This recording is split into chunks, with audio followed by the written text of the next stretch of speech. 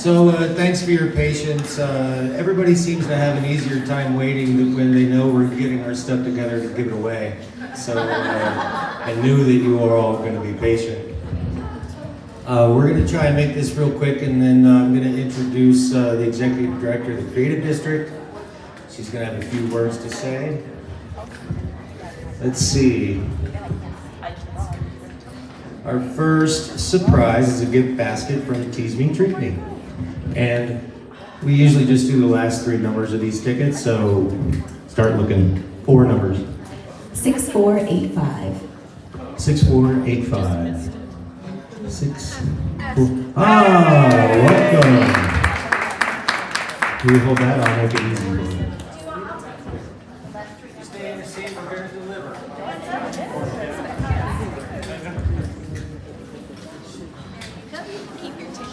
All right. Our next surprise is from Tequilas, and the number is 6430. 6430. 6430, going once. All right, let's do another one. 6530. 6530. Here we go. Congratulations. Another surprise from Tequilas, and the four numbers are 6482. 6482. And here's our beautiful sweater. Ah, yes. Here's one from Books and More, and the number is 6462. 6462. 6462. Going once, going twice. Next number, please. Next number is 6463. 6463. No. All right. 6387. 6387. 6387. Never had this hard of a time getting things away. This is the winner. 6466. 6466, all right.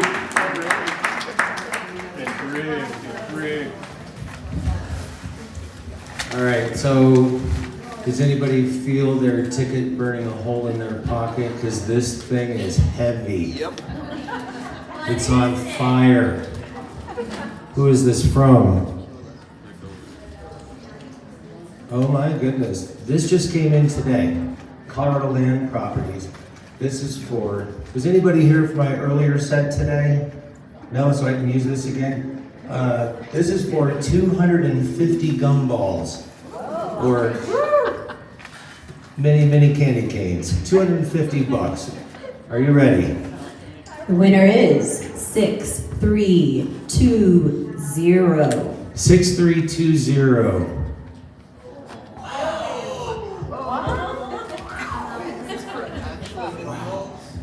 This is getting heated. All right. 6528. 6528.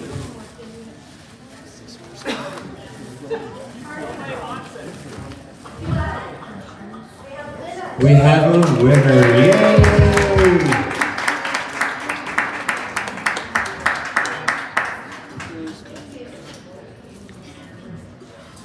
So, Margie, would you come up, please? So that's all for now. We're giving, so at 7 o'clock, or right after this part of our program is over, we've got like two 250s, another 100. I mean, we got so much stuff to give away, so you're going to want to stick around. Good evening, everybody. I'm just so elated to see all of you out here right now. It's overwhelming. Thank you very much. And I want to give a great big thank you to all the volunteers, because without all the volunteers, if you can see their names, there's over 300 on that banner over there who brought this together tonight.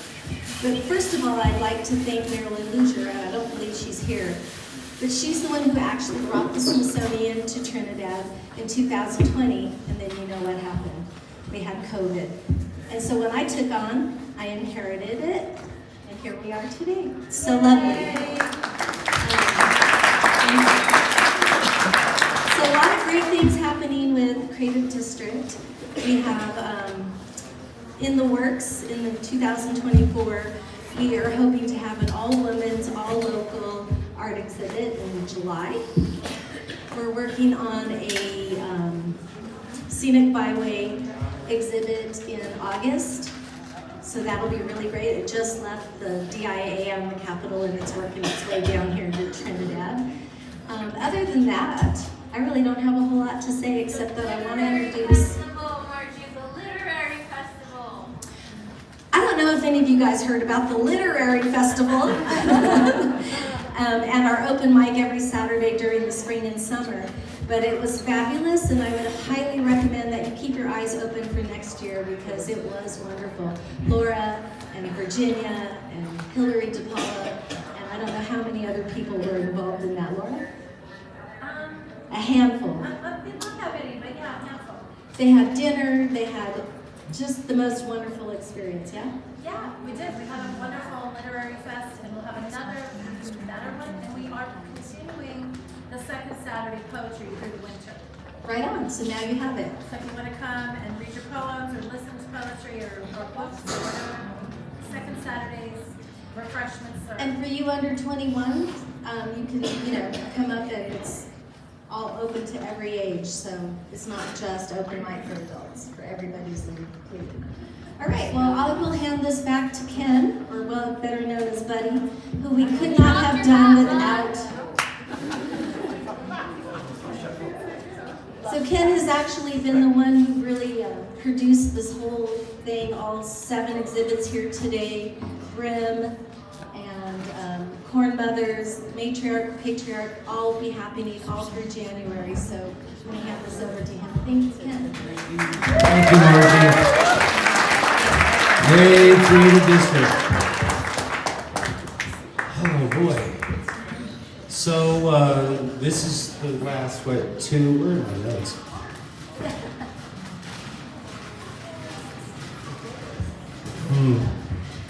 I had some notes prepared. Are they on Santa's chair?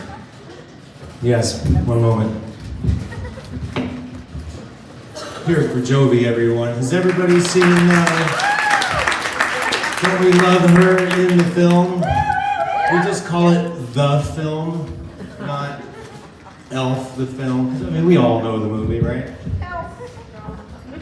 All right, so this is a really cool part of the evening, and what are we looking at? 90 minutes, something like that? It's gonna go really fast, I promise.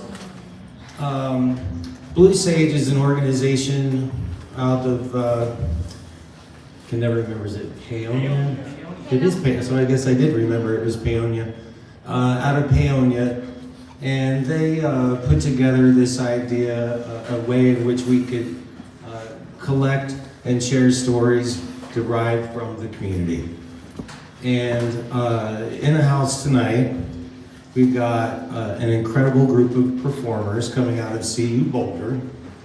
They didn't want me to name all of them, but they go by Impact Playback Theater Ensemble. And it's important to know, yeah, let's hear it for me, everybody.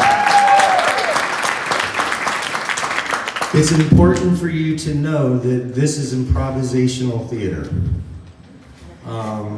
which in layman's terms means you're kind of making it up on the fly, right? Yeah, so they're making all of this up on the fly. 0 rehearsal. And what we've done is we've interviewed 3 people, one from Trinidad, one from Raton, and one who sort of has a foot in both cities. And we've shared those videos, which we'll share with you tonight, but we've also paired those videos with an artist and a writer from the community. So we're gonna watch the video, the artist is gonna speak a few words, we're gonna share the writing with you, and then these talented folks are gonna do their improv piece. We're gonna do that 3 times. It'll go quick. So our first interviewee, we'll just call them guests, is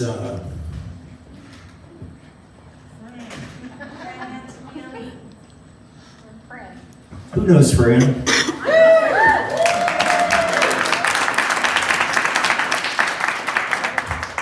We had so much fun in your kitchen. We adore you. Anybody else feel it? Just me?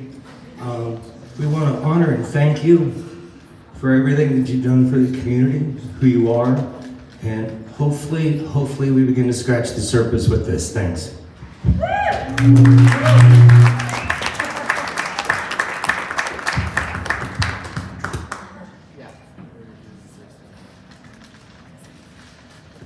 My name is Frances Monteleone, but most of them call me Fran. My grandkids call me Nana, but name me Fran, I guess.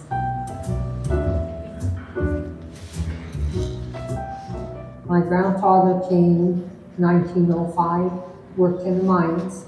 He came from Colonia, Italy. I always wish I could speak Italian. You know, I regret it because I would have loved to have learned all of that. See, we weren't allowed to when we were growing up. My grandpa said, no, you speak English.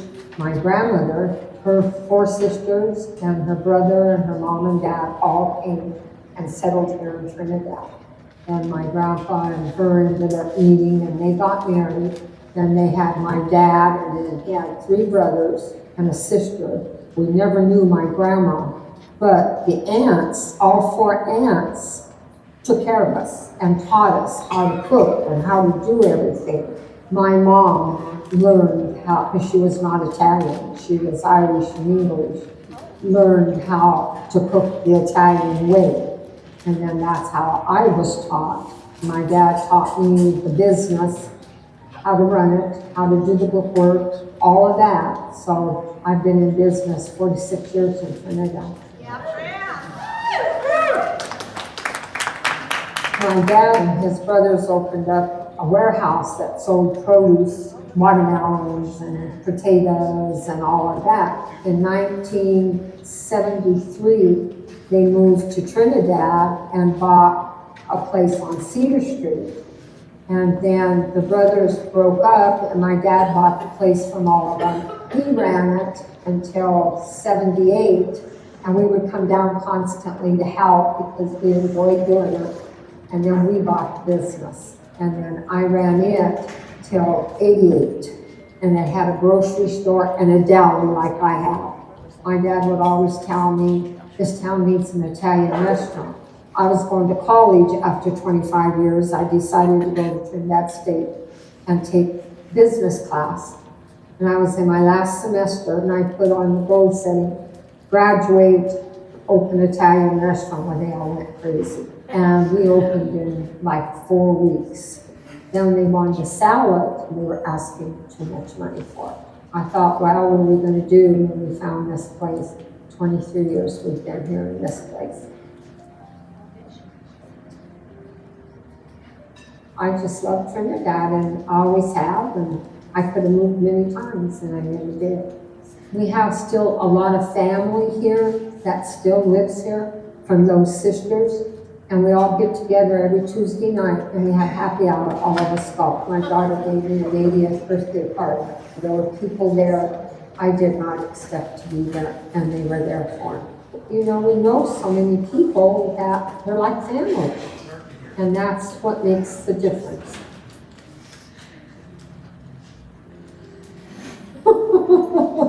I'm 80 years old, working 50 nowadays. Start at 6:30 in the morning. I do all the cooking and get it all ready, put all the orders out. And at 8 years old, I was sacking potatoes and everything. So I've been working since I was 8 years old. And that's how my dad was and my mom were. They were also very, you know, workaholics. That's what you want to call us, workaholics. My dream really at 65 was to be out front, to visit with all the people, make sure everything was okay, and I haven't got to do that yet. I get up there once in a while. She takes care of the people up front. People come in and they'll hug her and she hugs them, and I just see that, and I think that is so, so important to be able to do that. And she does a great job. Because I see her hugging people a lot. You know, I'll never be rich, because I like to get away, and that's it. I'm just that kind of person. And she gets upset with me sometimes when I do that.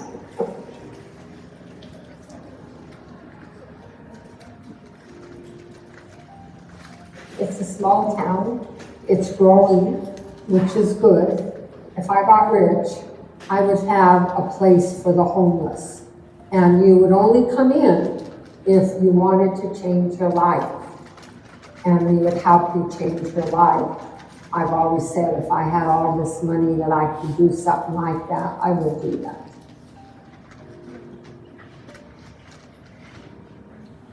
The people, all my friends, all the people that come in and make us friends. I know if you've seen the sign up on the top up there, come in as strangers, leave as friends. And that's what we try to do to the people, is to make them our friends.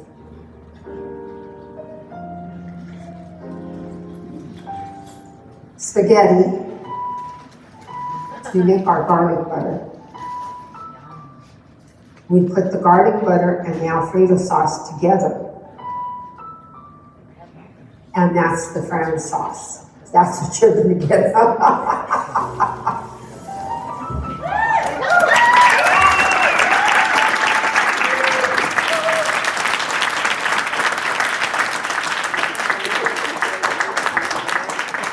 love you, Fran.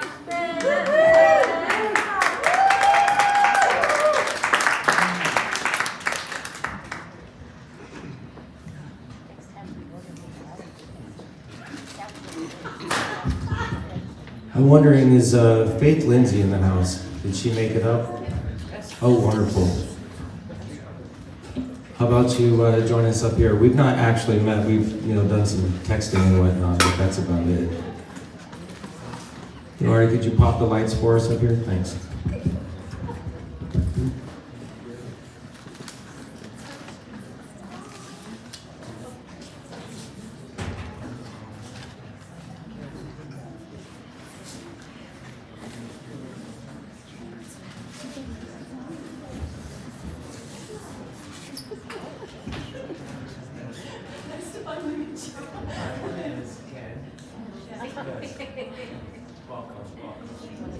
So, tell us just a little bit about yourself, name, how you had right, My name is Faith Lilly. Thank you so much, Ben, for letting me be part of this awesome Mike, please. This is improv. My name is Faith Lindley. I drove from Raton. I lived there for about 2 years, and I'm a painter. Thank you so much for letting me be a part of this amazing project and giving me the opportunity to interpret Grant's amazing story. I hope, is everybody going to get a chance to see my piece close up? It's kind of small. But here's the piece that... this piece around. Would you like me to walk around Yeah, while sure, you that'd talk? be good. Or in progress. I made some notes. Painting is a rather solitary activity. We're not the best public speakers sometimes. But one of the things that, or I guess people like Fran and stories like hers are really, to me, what makes Raton and Trinidad so special. Raton, or Fran, do you hate it? I'm so glad. I was so scared. I'm so glad. Thank you. That really means a lot. One of the things that I appreciated most about you, Fran, is that you see all the good in people and your town, and sometimes in small communities, people tend to fixate on things that should be better or work better, and I think that can create some divisiveness. But you've seen a lot of changes, and things come and go, and you remain flexible, adaptive, and optimistic, and I'm sure that that's how your family and all of the families of Trinidad have been. I wanted to incorporate those fabrics because one of them was made by Anana, and I've been hoarding them for a long time, but this felt like an appropriate use to honor your story. And I really think that with any luck, things like embroidery or painting can help, pass down a story or someone's history. Maybe not as well as an oral history, but they can maybe add something. But yeah, I hope that this piece reflects a meeting of old and new and your sense of hope and optimism.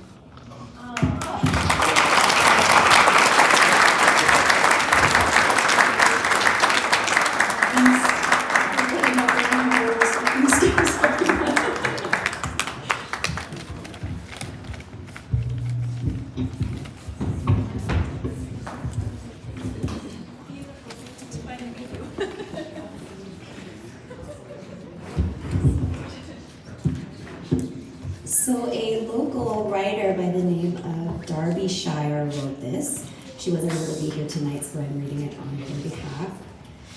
This is a story called Enter as Strangers, Leave as Friends, Fran Monteleone. In '88, a culinary tale spun where pasta meets the setting sun. Nana and Nano's, a timeless space, Fran's haven of flavors and inviting embrace. Enter as strangers, leave as friends, a sign proclaiming where connection transcends. Through the door of this pasta delight, echoes of kinship, warm and bright. Roots in Italy, a familial thread, from Sicilian kitchens to a miner's homestead. Generations weave a savory lore, recipes past, a heritage to adore. Produce stands at a grocery store, a Monteleone saga since 49's yore. In '88, Fran takes the lead, downsizing dreams, pasta indeed. Vinaigrette whispers and red sauce streams, a weekly ritual of culinary dreams.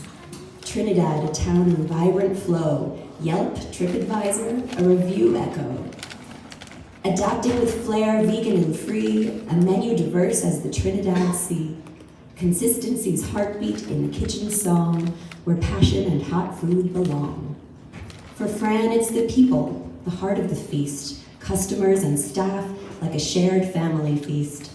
Names on menus, a tribute sincere, Gary and Buster's legacy clear. Employee stories like Minnie's grace, a journey of friendship time can't erase. Lessons of life and kitchen's embrace, lawyers, doctors, a diverse race. Trinidad's growth, a spectacle scene, adapting, evolving, a culinary sheen. Mentoring minds in the restaurant's dance, culinary dreams, a serendipitous chance. As sunsets cast a nostalgic glow, Fran's dedication continues to grow. In Nana and Nano's, a legend endures, where every dish a memory assures. Written by Darby Shire.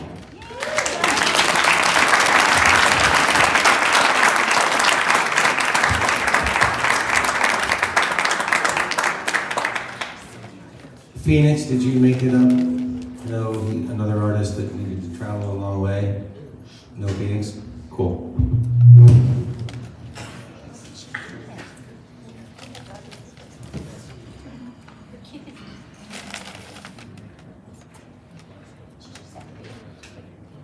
Sul mare luccica l'astro d'argento, placida è l'onda, prospero è il vento, venita l'agile barchetta mia, Santa Lucia, Santa Lucia. Mamma mia, che nostalgia che mi viene al cuore, no? Sapete l'importanza della casa, la casa, da dove veniamo, dove ci troviamo insieme intorno al tavolo con la famiglia. Famiglia, sì? Sì. Famiglia! Sì.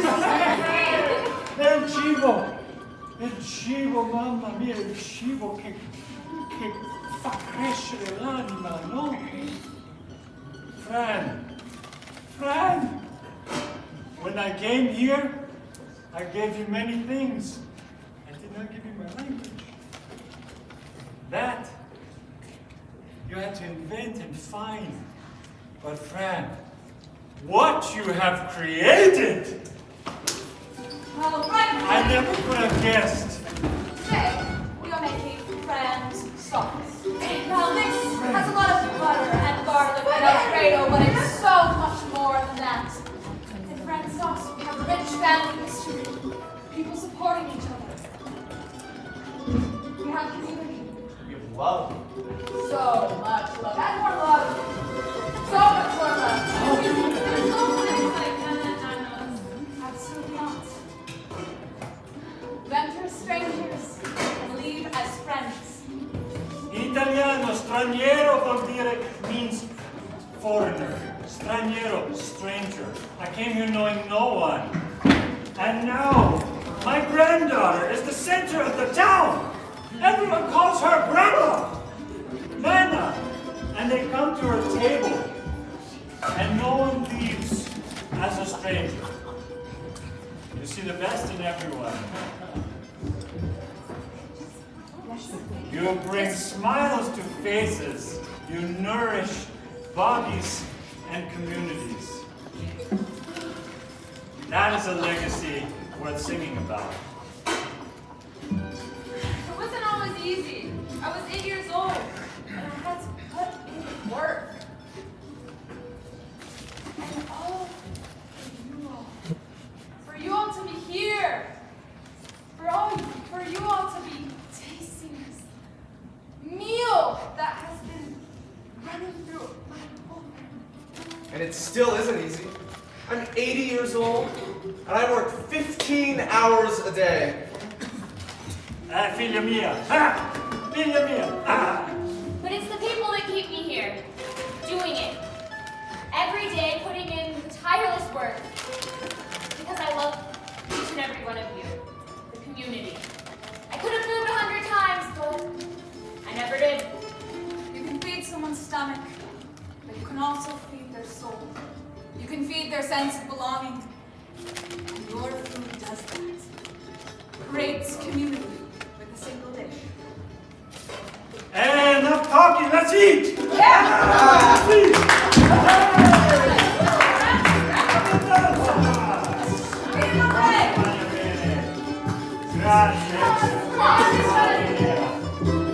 Thank you, Fred. And that is Fran's secret sauce.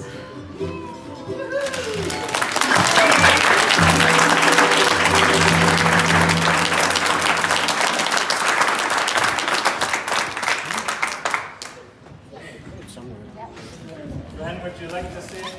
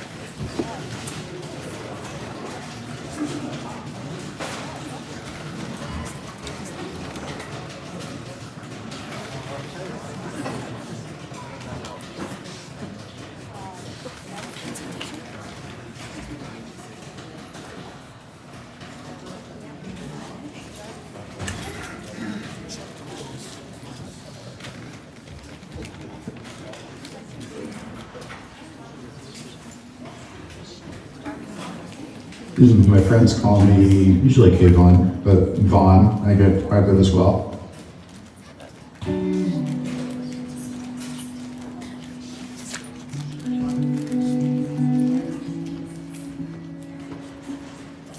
I've been coming down to Trinidad and Raton for almost 3 years now. Coming from Denver and getting back into a small town, understanding the importance of family and the people having the core circle. When you live in a smaller town, in a smaller place with fewer people, I think it really creates a lot more value in those close relationships. What makes them that much more important. Also, just to slow down. You know, that's something that's very hard to do in a big city.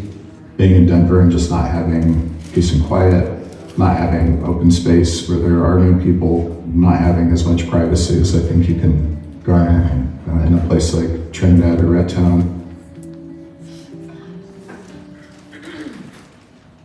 The last couple of years have been a great exercise in thinking about what brings me joy when I work on it. And if it doesn't, realizing that it might be better to cut that off. And that's kind of what I'm going through right now. So focusing on projects like this theater that we're sitting in, which was just a really cool, creative endeavor and something I wouldn't have had the chance to do in many other towns. To be a part of a healthy food system down here with our farm and bringing fresh produce to an area that doesn't have a lot of it is a really cool opportunity. My time in the cannabis industry and I think the trauma that sated me from my time working in that industry for so long, and realized that I don't want to do it anymore. Between adopting girls and getting out of a political campaign and exiting an industry after almost a decade, I was ready for a change and quiet and some peace, and this place offered it to me. I can say right now, if it weren't for my girls, still living in Denver and me splitting my time for that reason, I'd probably be down here full time.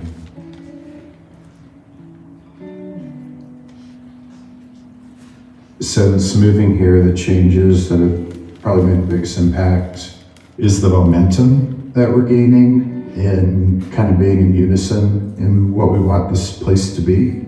We've seen a lot more young folks move down here that are pushing in the same direction as myself and others that moved down here early on, and that we found a lot of opportunity to work together on things that are really important to everybody that's here.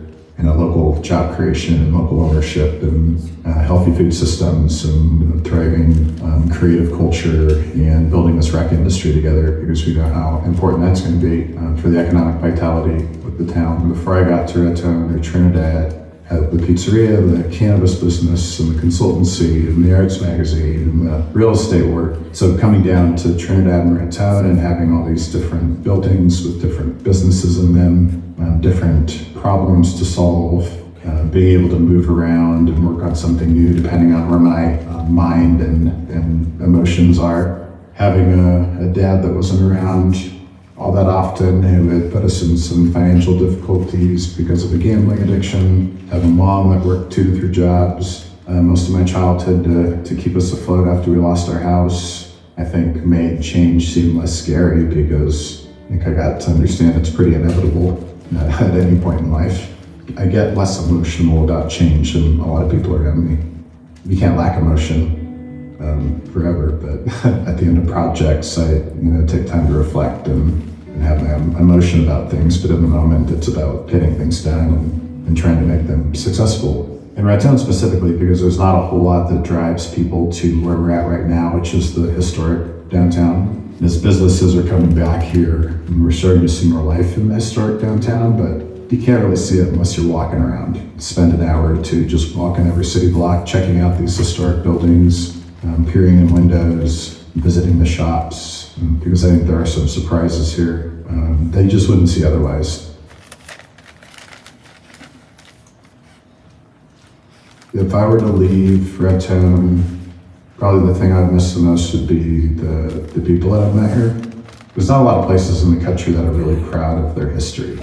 So I really appreciate that about here. I have worked all across the country in small towns too, Midwest, out east, and in the cannabis industry, a lot of big cities. That made a lot of friends, but when they were gone, I don't know that I necessarily miss them for whatever reason. But down here, it's different. People are a little bit more genuine, I think, than in a lot of places of the world, and I think I would miss that.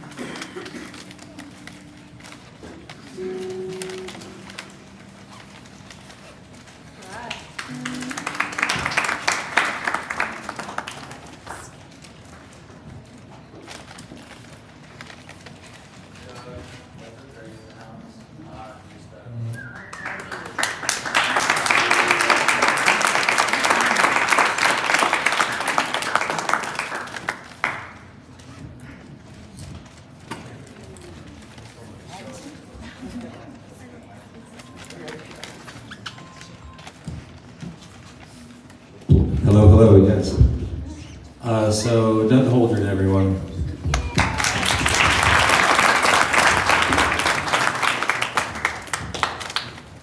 I got notes too.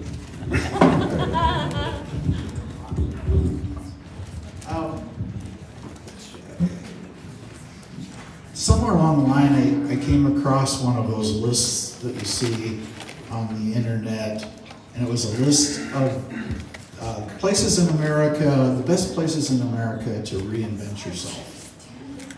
And that really struck a chord for me because I think this region has always been a place that people were drawn to reinvent themselves. Yeah. And I think I came here in the early 70s, grew up in Indiana, and this was a place, a perfect place for me to reinvent myself. And I really sensed when I met Kayvon that that's what drew him here. You know, that this was a place where he could perhaps reinvent himself. When you think about the history of this region, Trinidad and Raton, this was a place between cultures, between the American culture, of course the indigenous cultures were here, and then the Spanish culture. And Trinidad and Raton are really where those cultures come together. And there's a dynamism that generates new things and creative things. And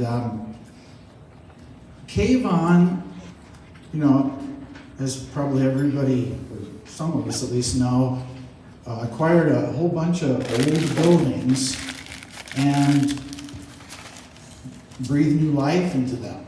And they're taking on new identities, and they're being reinvented. And we're moving into the future, not watching those buildings decay and deteriorate and be lost, but revitalized. He's also kind of blazed a trail for a lot of people who want to get out of the big city, and so we've got, you know, new life and new people with talents and vision, and they're attracted to this place where we can reinvent ourselves and be whoever we want to be. I think that's one of the things that I've always admired and appreciated about Trinidad is that there's a kind of freedom here to be and become who you want to be, and I think Kayvon is a good example of that. In the piece of art that I did, I tried to incorporate some of those things that Kayvon mentioned that give him joy. And he's got a real different approach to business, I think. And it's if you look at everything he's done, it's been kind of different and imaginative. And I'm not going to try to explain all the iconography in this piece, but I included a lot of the things that he has discovered here that are part of his own reinvention, and a lot of the things that he brought with him, and just the uniqueness of his contribution to our communities of Trinidad and Raton. And I hope that the specific things that you discover in this image will provoke questions, and I hope that this Crossroads event will be a great opportunity to explore and discover the answer to those questions. Thanks.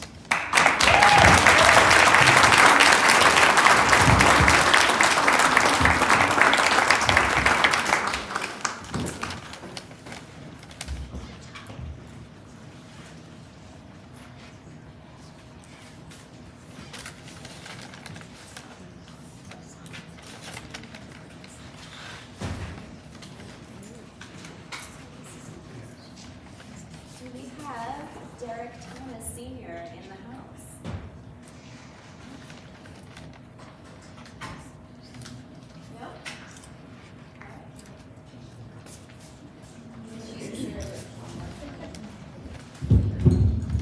Another local writer who wrote this response poem, who was not able to be here small town repertoire. Bon voyage, O city life. Bonjour, mi amour. The counting of stars at night. Un, deux, trois. It's her, you, and moi. Building this small town repertoire. One resilient to change, even through all the pain. The downturn in the economy, the closing of the mines, our hearts remain open, welcoming, sharing a little history with a side of sunshine. Written by Derek Thomas Sr.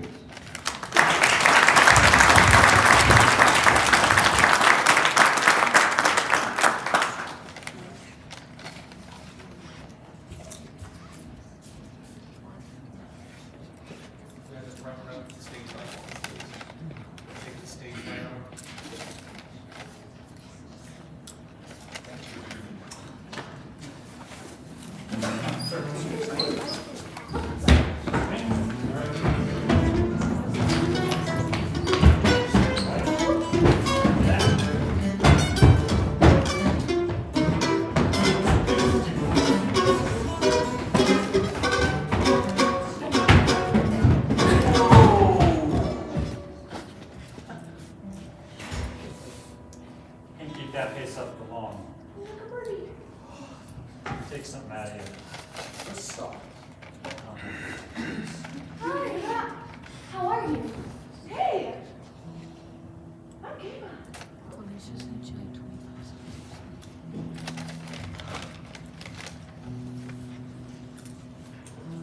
It's quiet here. There's space. Things will surprise you. There's a business here. If that doesn't work out. It's here. There's nothing there. There's treasure inside. That's got potential. If you look at it from the right angle. Yeah! Well, I was thinking a little more. There it is.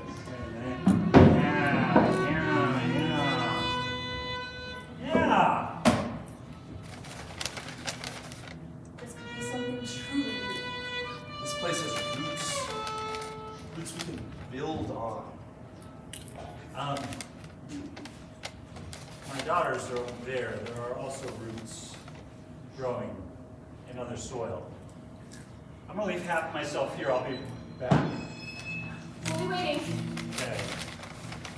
It's alright. I'll step in while he's gone. Alright. Everybody, you know what to do. Keep enjoying the peace and quiet. You know I will.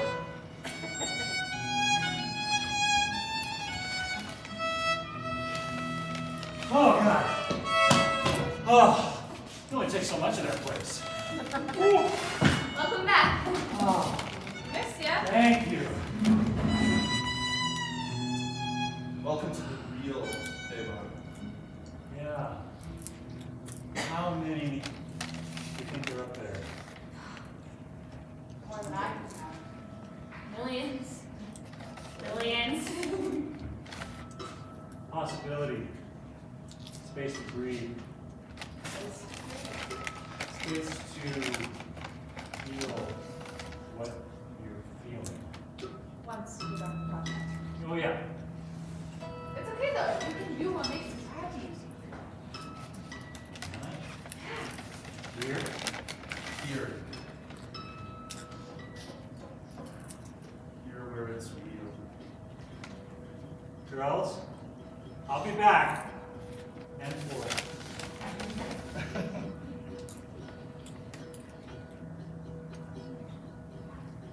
All right.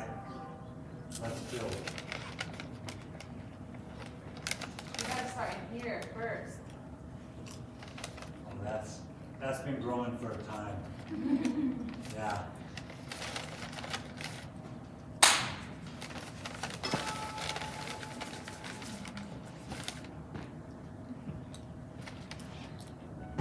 Thank you.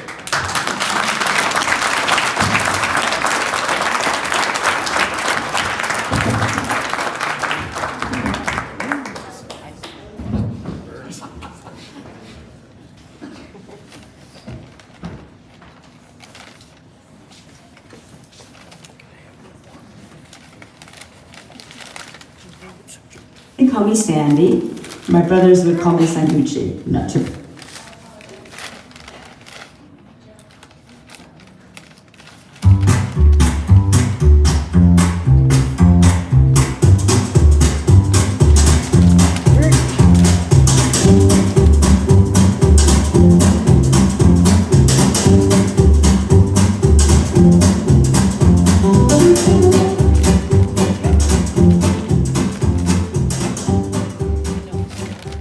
They call me Sandy. My brothers would call me Sanducci. I'm not too proud of that. My brother would like to just give nicknames to everybody. We had a friend of ours who was a friend of the family, and she's the one who actually called me that for whatever reason, I don't know, and that kind of stuck with my brother, and there you have it.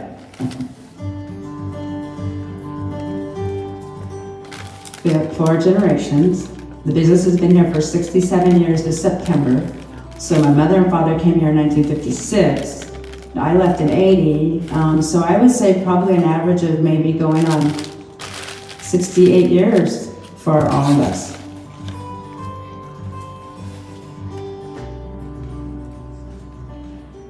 Small towns have the beauty of coming together in hard and good times. I don't see that in big cities because I've lived in big cities before. People are always out for themselves. In small towns, people want to help you regardless. They'll give you the shirt off their back if they need to. They walk in and you're a stranger, you need help, they'll help. I've just learned family, how tight family can be. Watching my mother and father work together and then go home and have the marriage life together and still love each other, that takes a lot. And that respect for each other taught me to be respectful to whomever it is. I always thought there was something bigger and better, so when I was asked after graduation to stay, I said no, I need to leave. Went to Denver, the big city life, and worked in corporate America, and I did not appreciate the business until I left and realized what it's like to work for somebody else.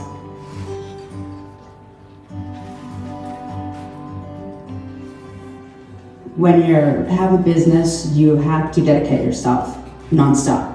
So maybe having a social life, but I try to fit it all in one. We got a lot of organizations that try to revitalize Raton, try to bring economic development here. You got to change with time. My brother back in the probably early 2000s knew that economy was going down. He called his son and said, hey, we need to build a website. We need to keep up with it or else we're gonna go downhill. He came in 2003, unfortunately left college. He went back and got his degree, so it was great. And he built a website. And we've been having the website since 2003. Last year we went to Shopify. We had our own domain. What a world of difference. That's been a benefit for us. I tell people, if you're starting a business, you have to have an online business in a small town. You need that kind of support, that extra cushion. I count it a blessing in being able to carry on what my mom and my dad started. My brother, who's been gone for almost 20 years, and he put his life into this business. It would be great to carry that on for more generations and generations to come. So that's a goal.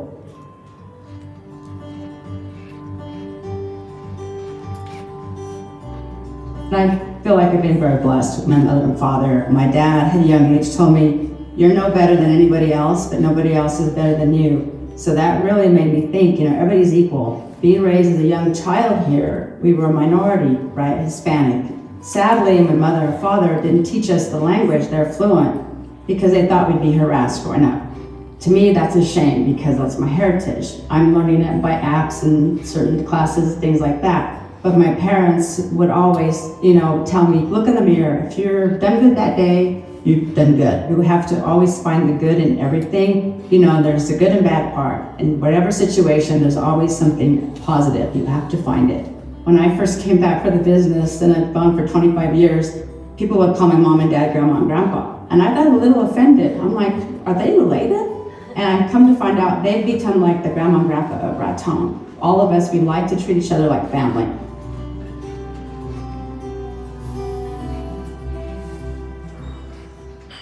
The Schuler Theater, over 100 years. They might get haunted there. You got fishing, Lake Maloya, State Park, Soda Pocket camping. You got Bermeo Park Ranch, Ted Turner's property, good hunting, bison, our museum across the street. That's probably one of the places I would say go for sure, because that man can tell you everything and anything around the area. The stars here at night are great. You can't see that in the big cities, and it's just pretty fabulous. Our customers are great. Word of mouth has kept us alive for a lot of years.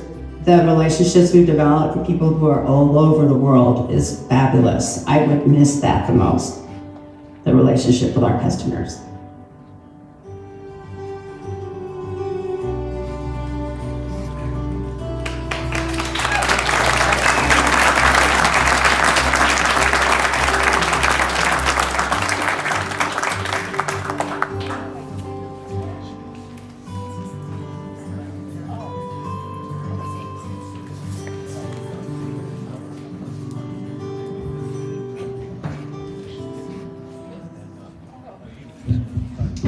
Lauren Alma, to the principal's office. I don't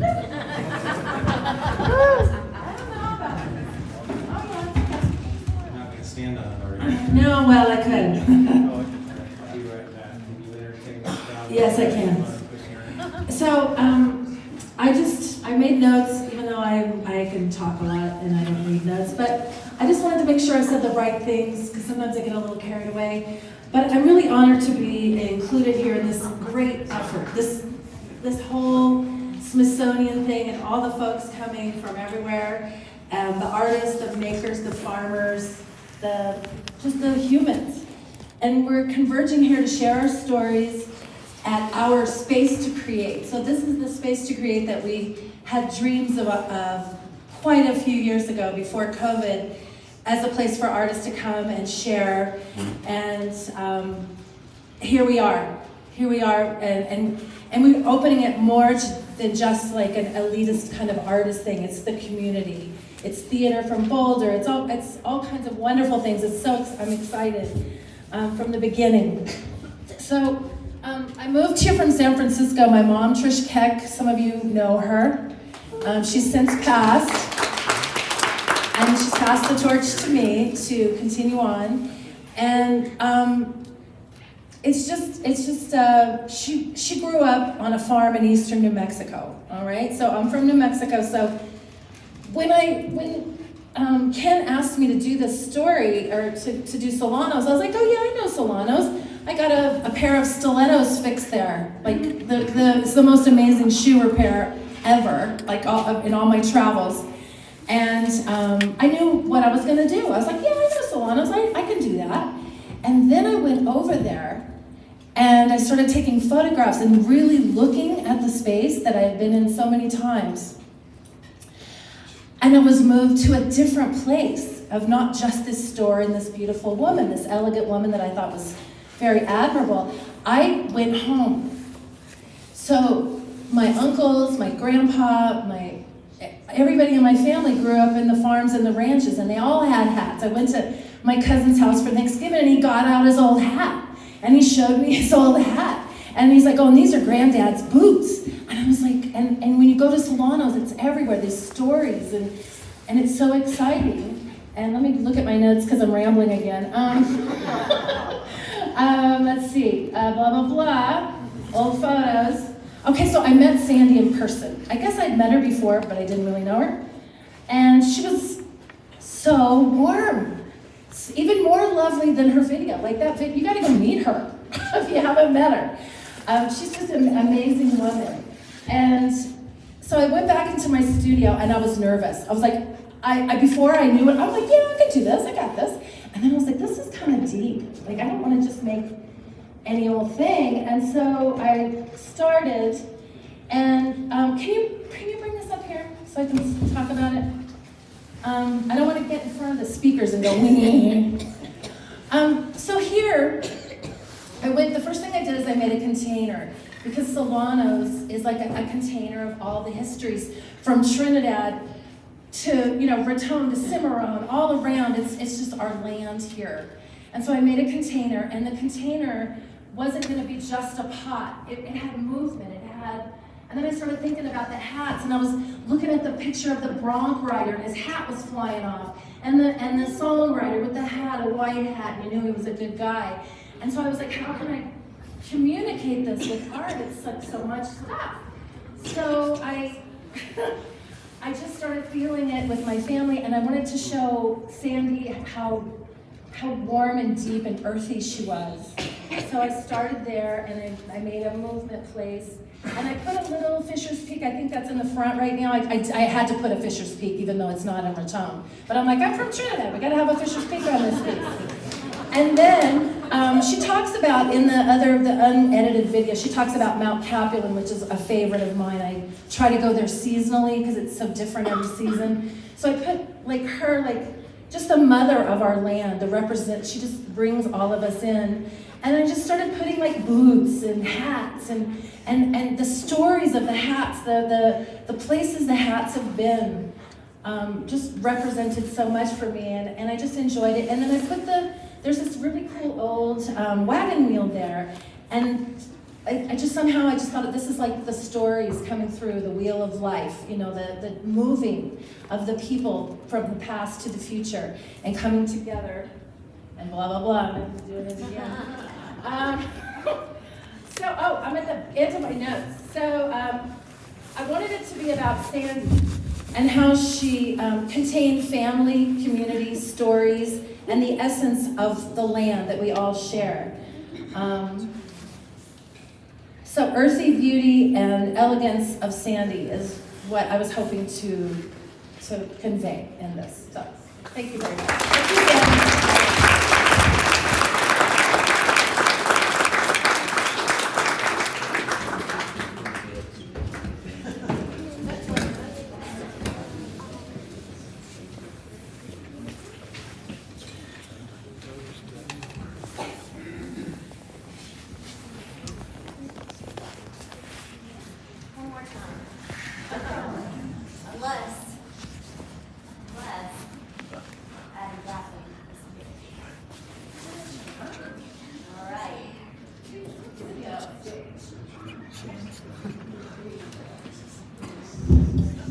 No title for this piece. Change is inevitable, yet change is hard. That is a fact which residents of small towns endure every day. The small town way of life, idealized for generations, faces innumerable challenges from the big city. As Sandy Solano relates in her video, it's been a struggle for her to keep the family store open, yet she repeatedly expresses how blessed she's been. How do we account for this paradox? Sandy grew up in a small town, left for a while to experience the big city, and returned to the family business. She sacrificed a marriage for the business, placing the values of service instilled by her family over a purely personal choice. Yet the business, while surviving and a fixture in her town, is not a massive moneymaker. It provides enough for her, but she lives paycheck to paycheck like most others in the town. When times are tough, she depends on the other businesses to send customers to her for specific needs. The store itself has come to rely on online sales more and more to keep themselves afloat, in a way tying them to the big city world of money without sacrificing the qualities which make small town life unique. The pressures to amalgamate to the standards of society at large, as opposed to the unique society presented in this area in its small, isolated towns, is shown when she's talking about her heritage. She's of Hispanic background, a heritage her parents have held onto, yet they didn't teach her the language so she wouldn't be harassed. They chose to withhold that from her in the hopes that it would make her life easier, smoother when it came to the larger world. And yet she regrets the loss. She feels the loss keenly, knowing it was something taken from her she can never recover, not truly. Does that play a role in her feelings about the chasm between small town and big city? Perhaps.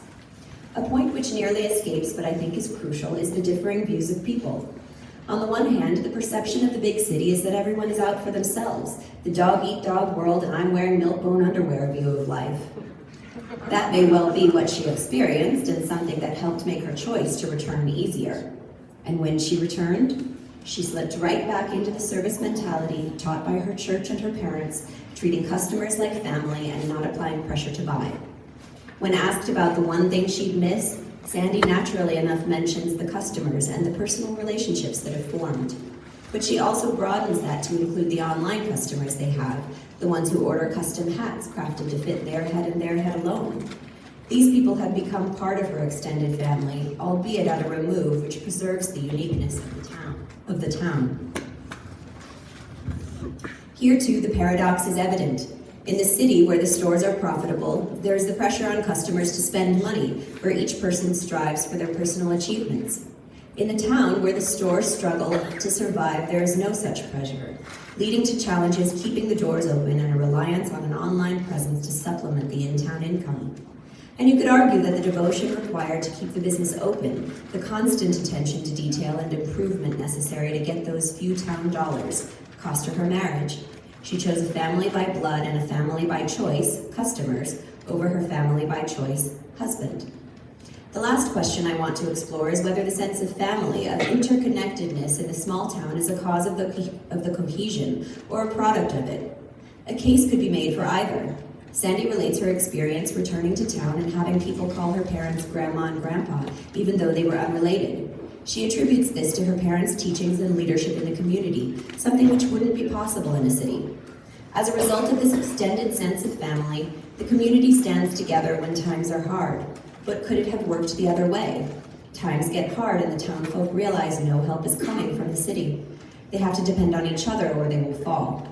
As a result of this interdependence, their emotional bonds strengthen, enhanced by an us against the world mentality. It's impossible to determine after a single short video which came first, which caused what, and how the egg can be unscrambled. What is clear is that the essential character of small towns and the people living in them is both unchanged by the passage of time and profoundly affected by it. Adaptation is a necessity, as the town cannot be self-sufficient in all things, but keeping the soul of the people, the essence of family that defines the community for people like Sandy, is paramount. Technology can and must provide both a bridge and a gate, allowing interaction with the larger world while keeping the essence of the town intact. Where this goes from here will be fascinating to see. Written by Adam Gaffin.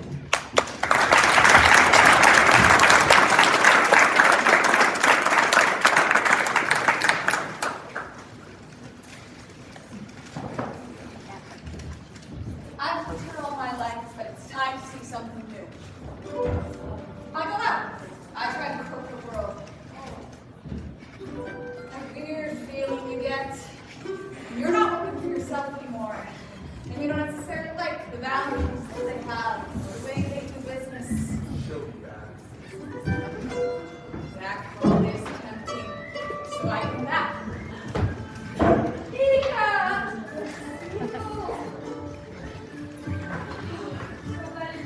Absolutely. I just want to help with the farming business. There's nothing else like this. Well, yeah, there's a lot of work to do.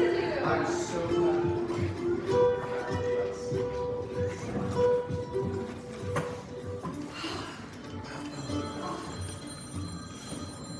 Hello, salamis. Hi. Oh yes, we can make that hat just for you. We have so many that are worn in by people and tell their stories. You want to do some? Okay, yeah, absolutely, we can do that. Thank you so much. Thank you for your business. I hate to say it, but telephone business? I mean, this is 2003. There's a new thing on the horizon, you know? Something that's going to bring us all closer and create one big happy family globally. Italian food? No! The internet. The internet. You can help make a website. I know you're in college right now, but College, yeah. Okay, I'm on the computer in my basement? Hell yeah. Yeah. There. What? Now you're connected to the whole world. What kind of hat you need? I can place an order from right here. I would like a custom bright pink sparkly hat. I'll email you my measurements. Absolutely. Thank you so much. Thank you. That sounds great. Buongiorno, buonasera. Can I get the real Italian boots? Real. Google Translate. Okay, there we go. Boots, I can do boots. Yes! Absolutely. So, it's Eddie.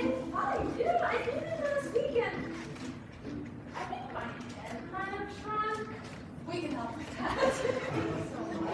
It's good to see you. Yeah, how have you been? Doing well. Yeah, that's good. How's everything going? Overall, pretty well. I mean, you know, business is sometimes month to month, but we make it happen. Okay.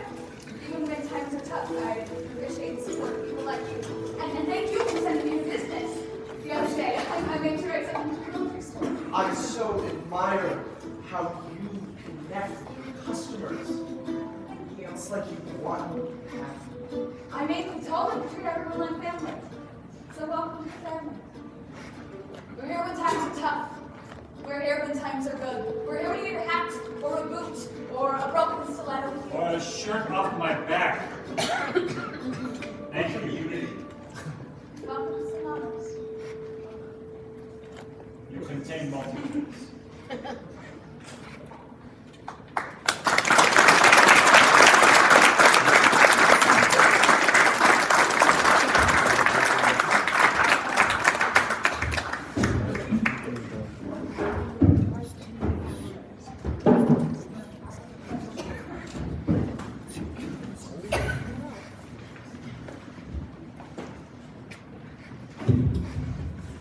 So usually that would be the end of the show. But we got this guy in town who's been doing some really cool work using Chat AIT, PTI, you know, the internet thing. Yeah, Brett Bolton, would you come up, please?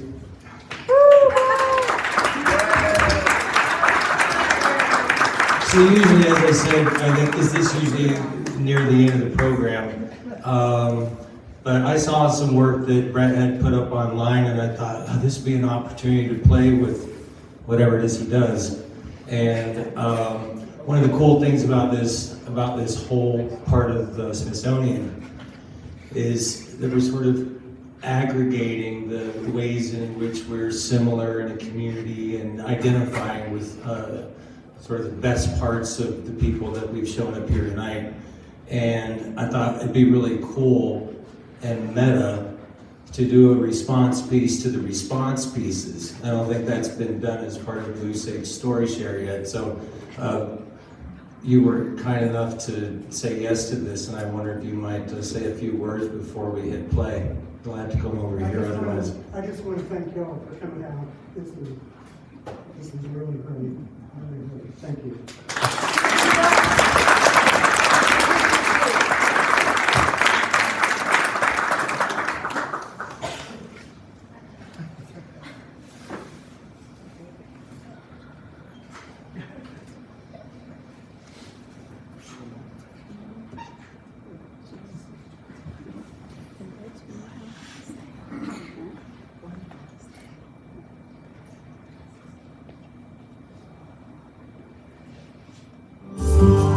Standing at crossroads in this little town, old ways that fade, new ones ain't found. Some factories closed, some farms overrun, some people are struggling to make it at home.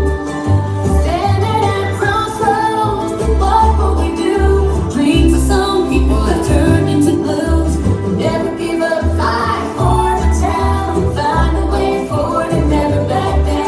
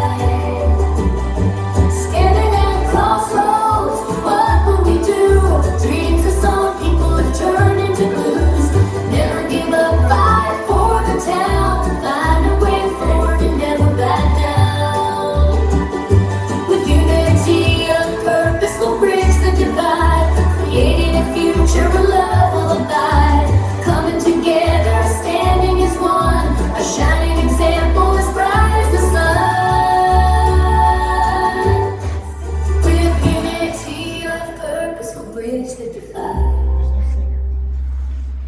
Creating a future where love will abide. Coming together, standing as one. A shining example as bright as the sun. Standing at crossroads, we'll find a way. Where hope and success will carry the day. With love and compassion, healing the scars. Our spirits unbroken, we'll reach for the stars.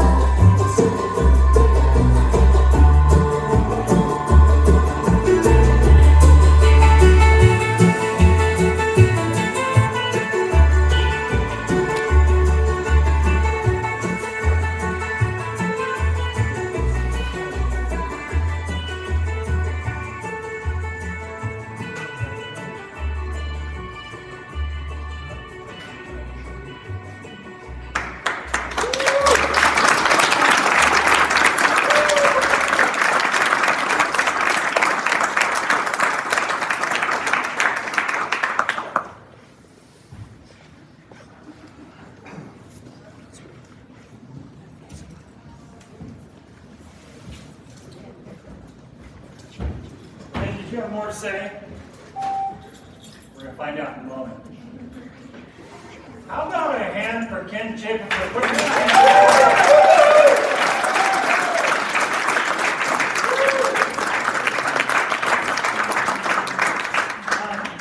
and Margie and the board and everybody else involved with the Space to Create for making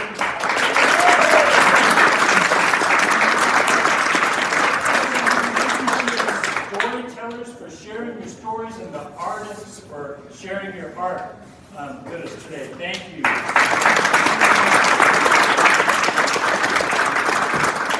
So again, that in the previous story shares that we've been involved with in other communities, we'd like to offer a final wrap-up for you. My name is Jim Walker. I'm with the Impact Playback Troop up at CU Boulder. Real quickly, we'll introduce ourselves. My name is Marcus Schiff. My name is Jaden Duggar, Louise Collins, and I'm Tanya Guzman.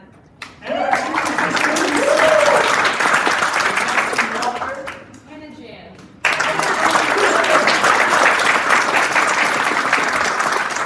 It has really been our honor to be a part of this and to witness all the art and the stories and the sense of community here.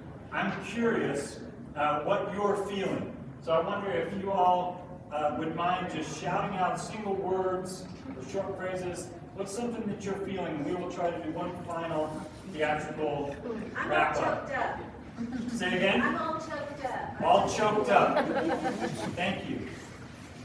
Excitement. Excitement. Pride. Pride. Pride. Pride. Belonging. Belonging. Community. Community. Family. Family. Past and present. Past and present. Thank you. Home. Home. Legacy. Legacy. Healing. Healing. Proud of Trinidad. Say again. Proud of Trinidad. Proud of Trinidad. Respect. Respect. Legend. Legend. It's great to create. It's great to create. Have the space to create. Brought to you by Hard work. hard work.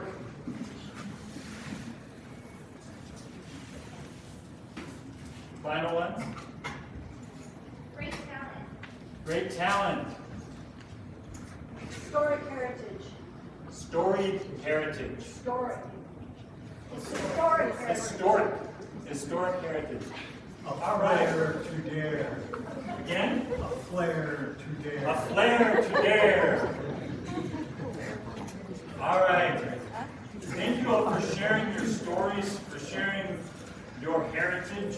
We're going to give our best attempt to honor everything that's been shared.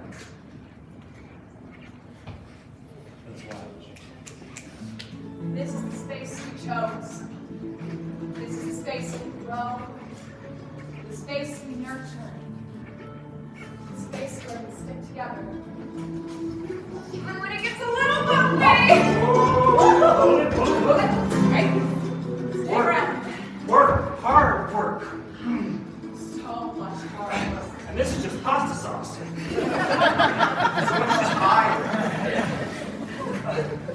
So much sweat.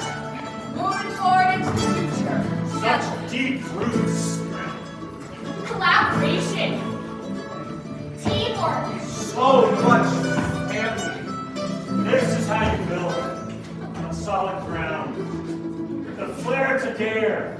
And the space to create. How about the stars in the room to bloom? It's like we're on a wheel. Goes round and round. back and forth? Past and future. There are histories here that we'll never know.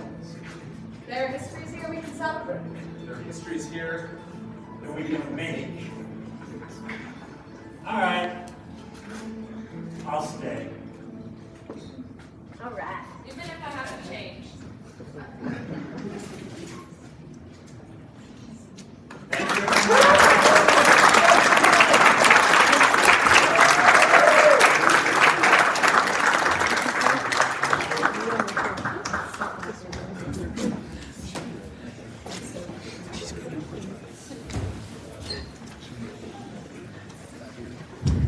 I had no idea what that was going to turn out to be like, but that's all for everybody.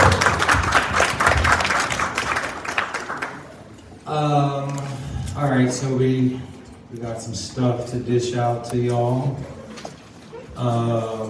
However, before we get to that, I just want to say, I don't know if you've had a chance to look at that poster spanning the glass along the entryway. In addition to, I don't even know how many sponsors are on there, there's 315 names of people who, over the past, Margie, where are you? I'm right here. How long we've been working on this? Like when did we lock arms on this thing? April, maybe? April. So, since April, all right, that was fast. We've got, between 16 and 20 exhibitions and public events that are taking place in Trinidad, starting back on December 1st all the way through January 24th. And all the 315 names that are on that banner right there had something to do with making it all possible. And so, if you would indulge me, those of you that have touched the Smithsonian in the slightest way, would you please stand up? Volunteers, artists, each of you, sponsors, please stand up. Every one of you. Lily, Sky, Brian. If I have to go row by row and punch you out, I will. Zach, please stand. Zach is live stream. Oh, he can't stand. Hey, is anybody hiding out back there? Stan, I see you. Yeah, Stan. Did you drive her here tonight? Stand.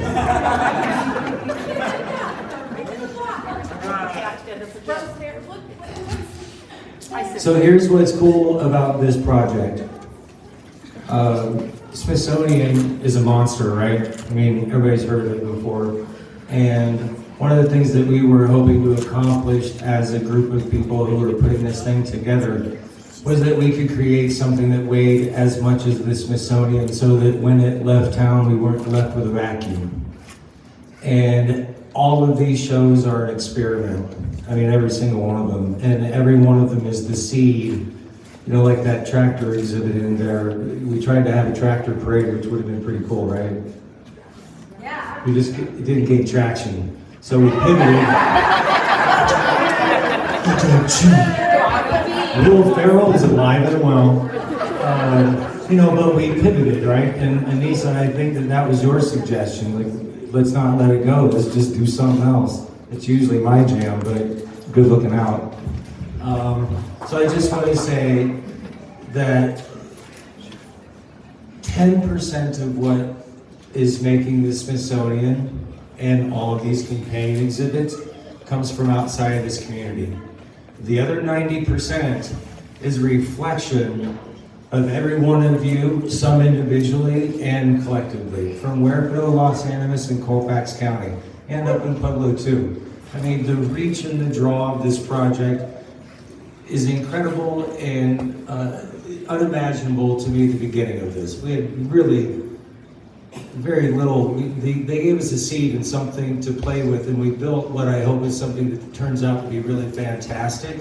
So we got some stuff to give away, and let's hear it for Joby. Oh, you want? When Joby isn't busy doing this, I just want to say all of those videos were edited by Joby here. We had hours of footage. I mean, we sat with Fran. How long did we take over your kitchen? A couple hours easy. 3 hours for Kayvon. I mean, we're talking a lot of footage to go through and to bring down into 5 minutes so that we could, present it here. So we are a couple, but I want to say, Joby.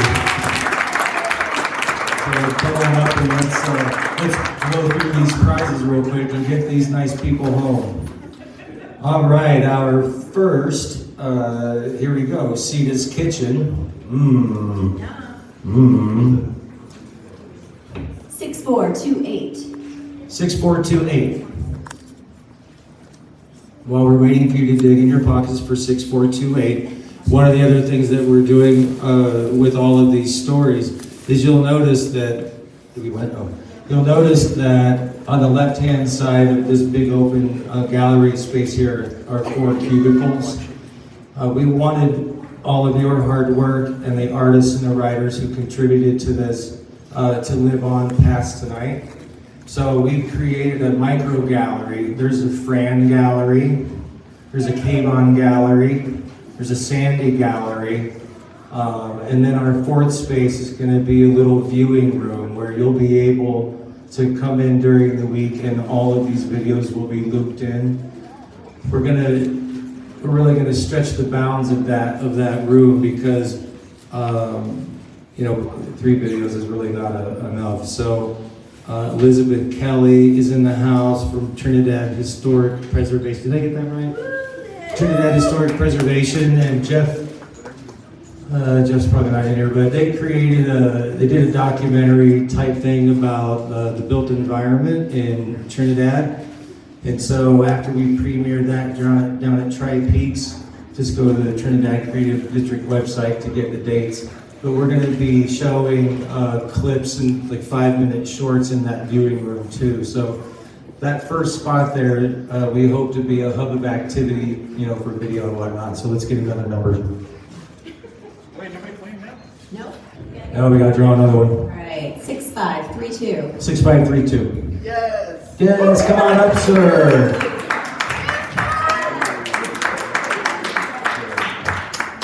So we played a game earlier, and his name is Sky. So hey, Sky, see the sky. See the sky! All right, next one. Los Animas Grill. All right. Number 6470. 6470. 647. Do we have a winner? Yes, we have a winner. Congratulations. Next one. Thank you.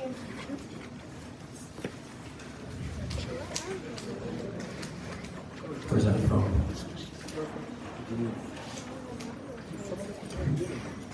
Let's just draw a number now. This is really going to be a surprise. Are you doing the gift bags? It's from Shirley's. Shirley's. 6540. 6540. 654. Oh, we have a winner. Straight down the middle. Right hand Zach. All right.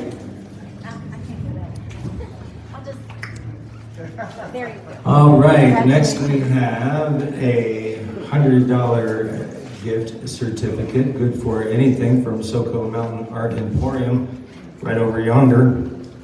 Number 6433. 6433, 64, there we go.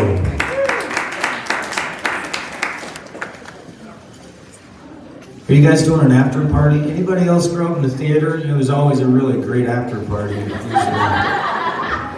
we just got the $100 gift certificate. We'll follow that. We'd have to eat some art, I think. Oh, that's good. That looks delicious. Coley's, everybody knows Coley's, right? The place you walk down the street and you feel like you're just getting sucked into their front door because it all looks too good. Go for the lemon bars. 6527. 6527. There we go.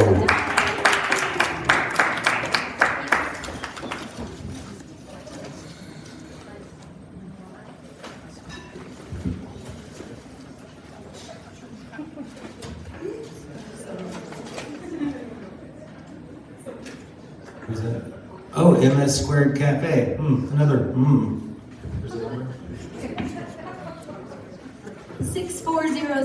6400. 6400.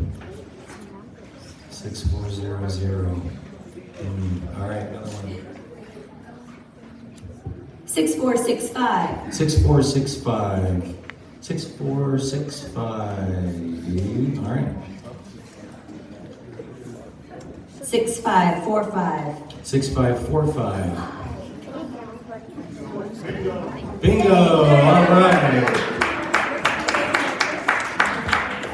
Somebody in the back. I need to stir this up a little bit. Winner? Get us some winners floating to the top. We got places to be. Oh, let's do cards. Yeah. All right, here's our next one.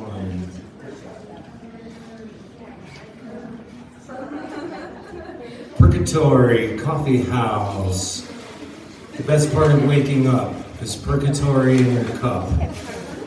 6476. 6476. Congratulations.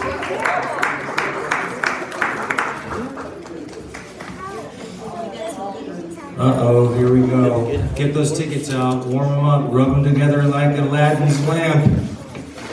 This is from Griego Insurance. You know what that means, right?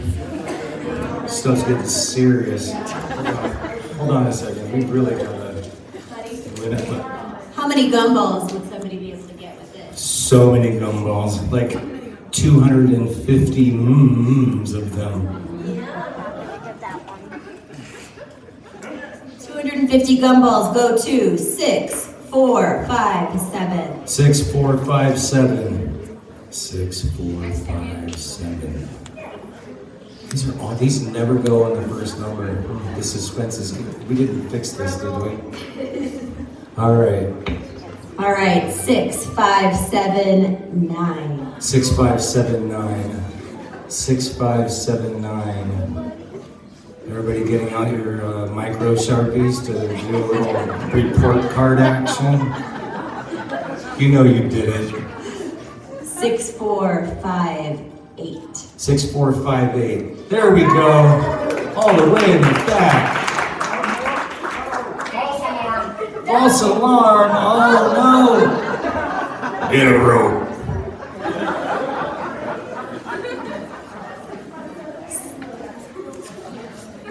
Could you repeat that? 6573. 6573. No way.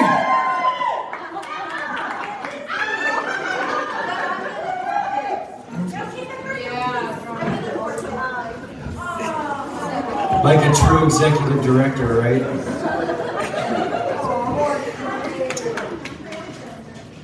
Margie's 250 gumballs go to 6425. 6425, all right! Ooh. Another heavy hitter here from your friends and other people's native roots. Not elves. And how many gummies can they get? Not enough. 65 6538. 6538. 6538. What? Do we got one? Yeah. We got 6538 right there? Sweet. You better be careful.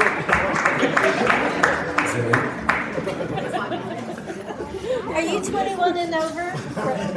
Okay. Hey, Virginia. I might need to see your Where's ID. Virginia? Oh, she went to play. All right, well, we're going to save this one for next time. Thank you, everyone, for coming out tonight. I don't know that we anticipated this kind of crowd. So awesome, every single one of you. Thank you. Monday through Friday, 8 to 5, and on the weekends, 10 to 4. Saturday, 10 to 4. Sunday, we're going to rest. I know we are tomorrow. Have a great night. Be safe. Spend your gift certificates well. Be nice to each other and come back soon.